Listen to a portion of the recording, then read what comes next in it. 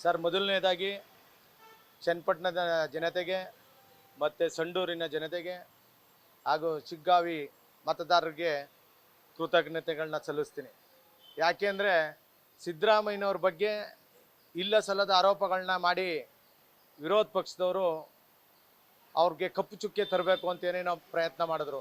ಆದರೆ ಮತದಾರರು ಇವ್ರನ್ನೆಲ್ಲ ತಿರಸ್ಕಾರ ಮಾಡಿ ಕಾಂಗ್ರೆಸ್ನ ಅಭ್ಯರ್ಥಿಗಳನ್ನ ಗೆಲ್ಲಿಸಿದ್ದಾರೆ.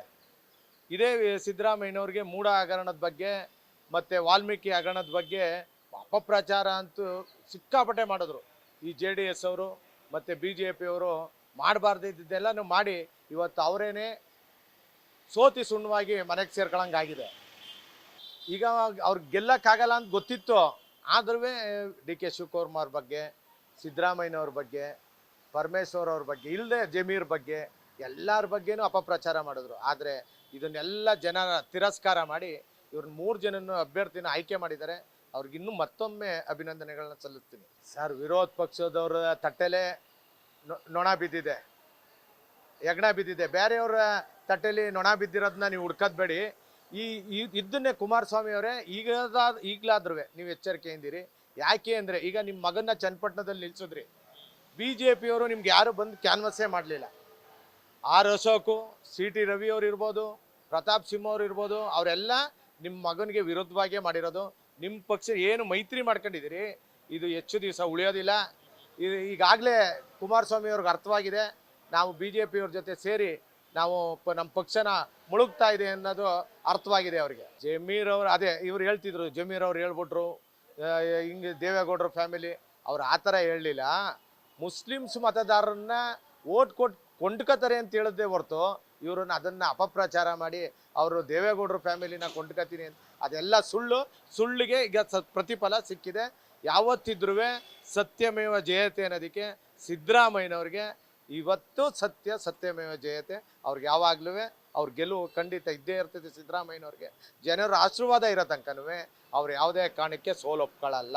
ಈಗೇನು ಜಿಲ್ಲಾ ಪಂಚಾಯತ್, ತಾಲೂಕ್ ಪಂಚಾಯತ್ ಮತ್ತು ಕಾರ್ಪೊರೇಷನ್ ನಡೆಯುತ್ತೆ, ಅದರಲ್ಲಿ ಇದು ಯಾವುದು ಹಗರಣಗಳು ಬರಲ್ಲ.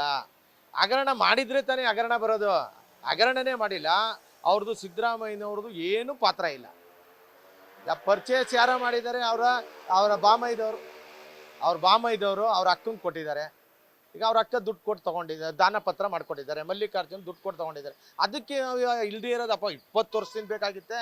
20 ವರ್ಷದಿಂದ ಇವ್ರೇನು ಕಳೆಪುರಿ ತಿಂತಾಯಿದ್ರಾ? ಇವ್ರು ಸರ್ಕಾರ ಬಂದಿರಲಿಲ್ವೇ? 2006ರಲ್ಲಿ ಕುಮಾರಸ್ವಾಮಿ ಅವ್ರು ಇರಲಿಲ್ವೇ? 2008ರಲ್ಲಿ ಯಡಿಯೂರಪ್ಪನವ್ರು ಬರಲಿಲ್ವೇ? ಆಗೆಲ್ಲ ಏನು ಮಾಡ್ತಾಯಿದ್ರಿ 20 ವರ್ಷದಿಂದ? ಈಗ ಬಂತ ಇದೆಲ್ಲ ಹಗರಣ. ಇದೆಲ್ಲ ನೋಡಿ, ಯಾರೇ ಆಗಲಿ ಎಲ್ಲ ಪಕ್ಷದವರು, JDS ಅವ್ರು ಇಲ್ವೇ, BJP ಅವರು ಎಲ್ಲ ಪಕ್ಷದಲ್ಲೂ ಇದ್ದಾರೆ. ಆದರೆ ಸಿದ್ದರಾಮಯ್ಯನವರು ಯಾವುದೇ ಪಾತ್ರ ಒಂದೆಳ್ಳಷ್ಟು ಅವ್ರದ್ದು ಏನೂ ಇಲ್ಲ. ಆದ್ದರಿಂದ ಅವ್ರಿಗೆ ಸತ್ಯಮೇವ ಜಯತೆ. ಯಾವತ್ತಿದ್ರೂ ಜಯನೇ. ಸತ್ಯಮೇ ಜಯತೆ ಅಂತ ತಾವೇನು ಹೇಳಿದ್ದೀರಾ, ಅದನ್ನು ಕರ್ನಾಟಕದ ಜನ ಏನು 3 ಉಪಚುನಾವಣೆಗಳು ನಡೆದು ಅದರಲ್ಲಿ ಕರ್ನಾಟಕದ ಜನ ಸತ್ಯಕ್ಕೆ ಮತ ಹಾಕಿದ್ದಾರೆ.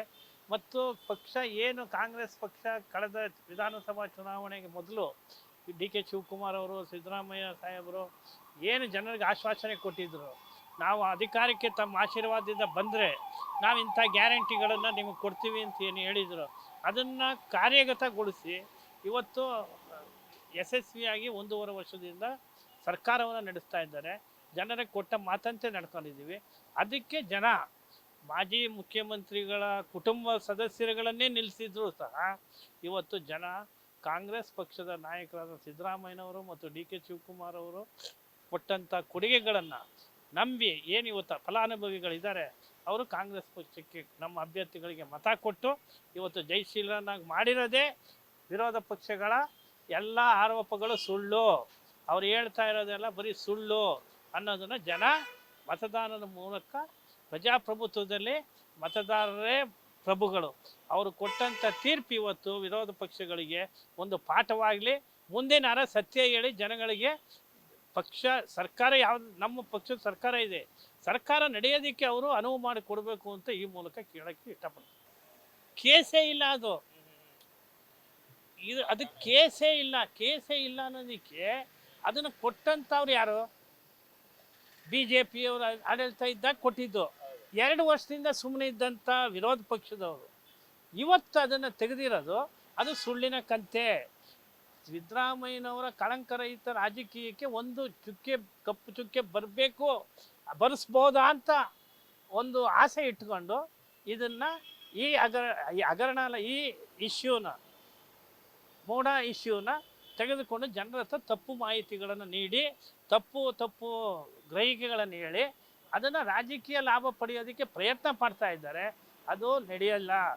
ಸತ್ಯ ಯಾವತ್ತಿದ್ರೂ ಸತ್ಯನೇ ಅನ್ನೋದನ್ನು ಜನ ಈ ಚುನಾವಣೆಯಲ್ಲೂ ತೋರಿಸಿದ್ದಾರೆ, ಮುಂದೆ ಕೋರ್ಟು ಸಹ ತೋರಿಸುತ್ತೆ. ಸಿದ್ದರಾಮಯ್ಯನವರು ಯಾವತ್ತೂ ಕಳಂಕರಹಿತ ರಾಜಕಾರಣಿನೇ ಅನ್ನೋದನ್ನು ಜನ ಮತ್ತು ಕೋರ್ಟ್ ಎರಡೂ ತೀರ್ಪು ಬರುತ್ತೆ ಅನ್ನೋದು ನಮ್ಮ ಅನಿಸಿಕೆ. ಅದು ಸತ್ಯನೂ.